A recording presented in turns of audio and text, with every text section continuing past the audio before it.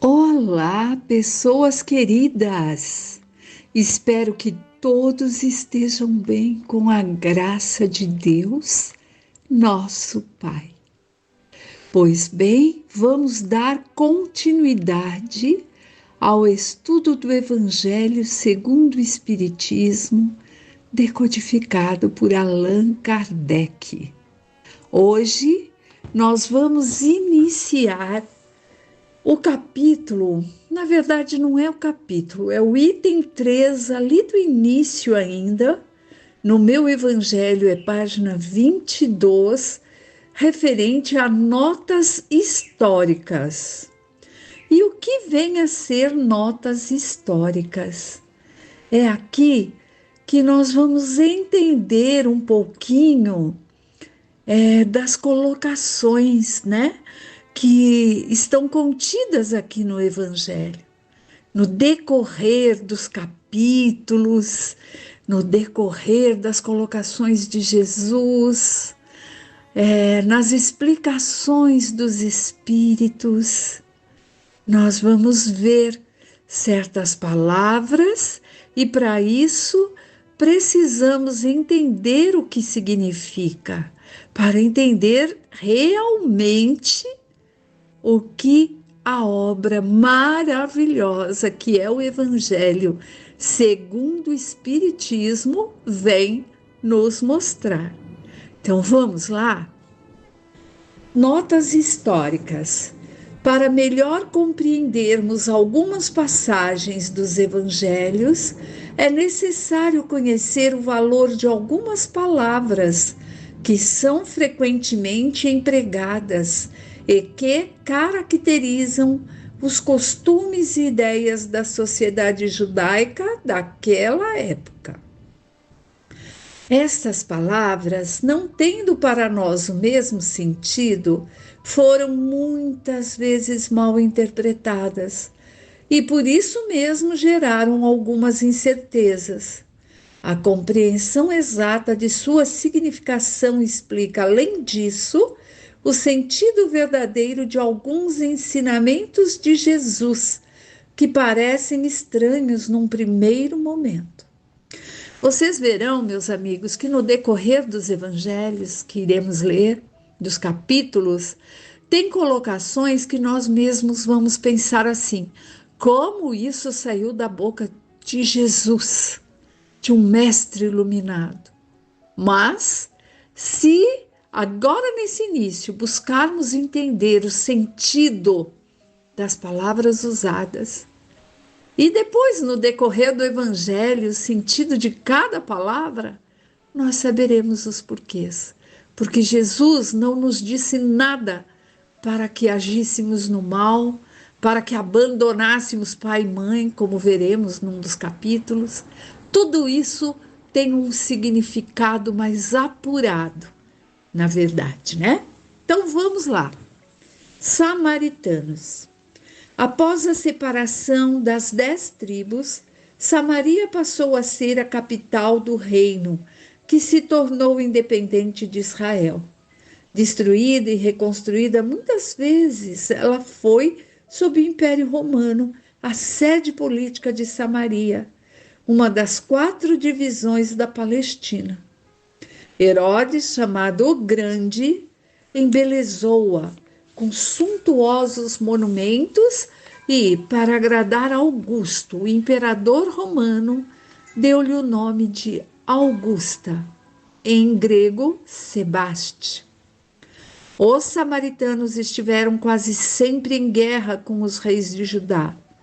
Uma aversão profunda que datava da separação eternizou-se entre os dois povos, que deixaram de lado todas as relações de amizade e convivência.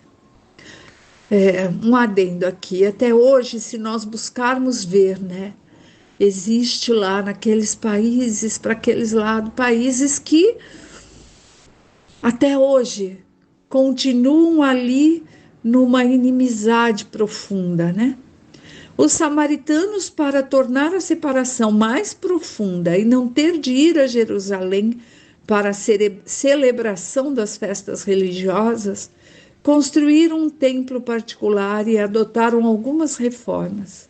Eles só admitiam o Pentateuco como a lei de Moisés e rejeitavam todos os demais livros que lhe foram anexados posteriormente. O que vem a ser o Pentateuco? São os 5 primeiros livros do Velho Testamento escrito por Moisés. Todos os outros que foram agregados no decorrer do tempo, os samaritanos rejeitavam, só aceitavam esses 5 primeiros. Seus livros sagrados eram escritos em caracteres hebraicos da mais alta antiguidade. Aos olhos dos judeus ortodoxos, eles eram heréticos e por isso mesmo, desprezados, amaldiçoados e perseguidos. Olhem, os sentimentos naquela época ali, referente à religião. Pegavam a religião e a usavam para ser forma de um amaldiçoar o outro, de desprezar, de perseguir, né? Herético, gente, significa contrário à doutrina da igreja. Então, eles eram vistos como contrário à doutrina e por isso eram amaldiçoados, perseguidos, né? Que pena. A rivalidade entre as duas nações tinha, pois, como único princípio a divergência das opiniões religiosas, embora suas crenças tivessem as mesmas origens. Eles eram os protestantes daquela época. A crença de ambos eram ali, a origem de Moisés ali. Só que cada um puxava a sardinha para o seu lado e isso os tornavam inimigos, né? Como se, eu quero ser melhor, meu povo é melhor que o teu. E aí criava-se essa rivalidade, ao invés de ter ali o amor, a fraternidade que depois Jesus vem mostrar. Então, eles eram os protestantes daquela época.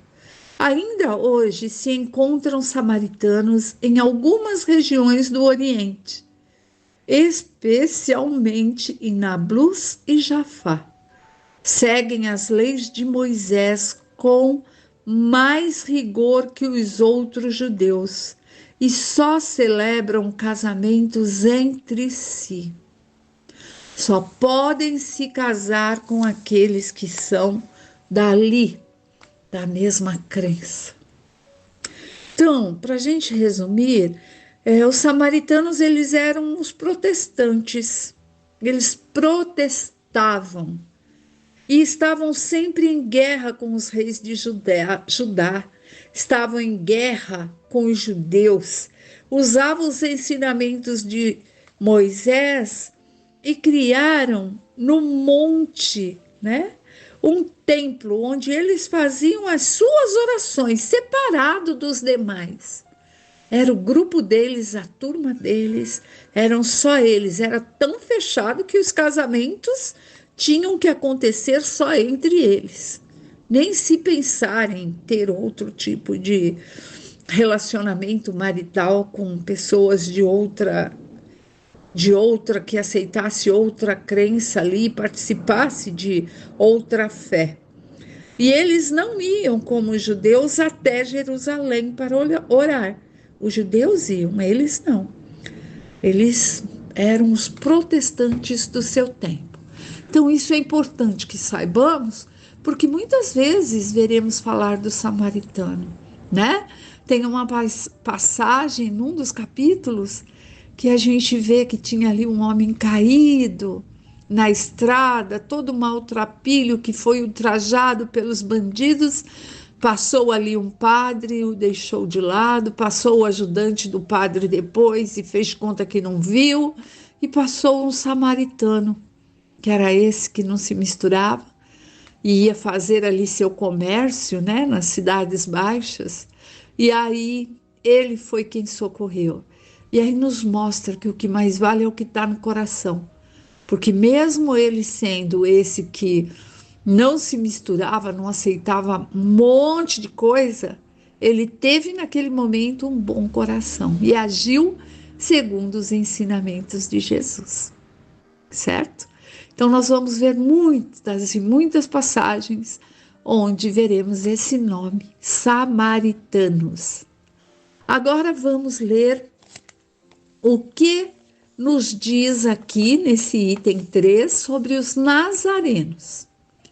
Nazarenos, nome dado na antiga lei aos judeus que faziam votos por toda a vida ou apenas por um certo tempo de conservar-se em pureza perfeita. Eles adotavam a castidade, a abstinência de bebidas alcoólicas e conservação de sua cabeleira. Sansão, Samuel, João Batista eram nazarenos. E olha, fez-me lembrar que minha netinha, por vezes, ela agora está com 7 anos, mas lá pelos 5 anos, 4, ela ouvia muito nos vídeos e tem musiquinhas bíblicas. E aí tem uma musiquinha que ela lembra e de vez em quando canta até hoje. Sansão, o fortão do cabelão, mas que tinha a cabeça do tamanho de um melão. É uma coisinha assim, mostrando que ele tinha um cabelão, mas ele se deixou levar, né? Ali pela mulher que no fim o enganou. Mas é porque ele era de lá, então eles deixavam esse cabelo comprido. Mais tarde, os judeus deram esse nome aos primeiros cristãos, por causa de Jesus de Nazaré. Esse também foi o nome de uma seita herética, que nós já vimos que era contrária à igreja, dos primeiros séculos da era cristã, semelhante à dos ebionistas, dos quais adotavam alguns princípios, misturavam as práticas das leis de Moisés aos dogmas cristãos. Essa seita separou no 4º século. Ebionita era uma seita religiosa dos primeiros séculos que adotava práticas cristãs e judaicas. Era uma mistura ali, né? Onde eles ainda estavam ali, entre uma coisa e outra. Não é isso? Então, os nazarenos eram uma religião de fiéis. Eles não cortavam o cabelo, a barba, mas que isso não tem nada a ver com Jesus de Nazaré. Depois foram também chamados nazarenos quem nascia ali em Nazaré pelo nascimento de Jesus, né? João Batista era um nazareno. Agora vamos aos publicanos. Quem eram?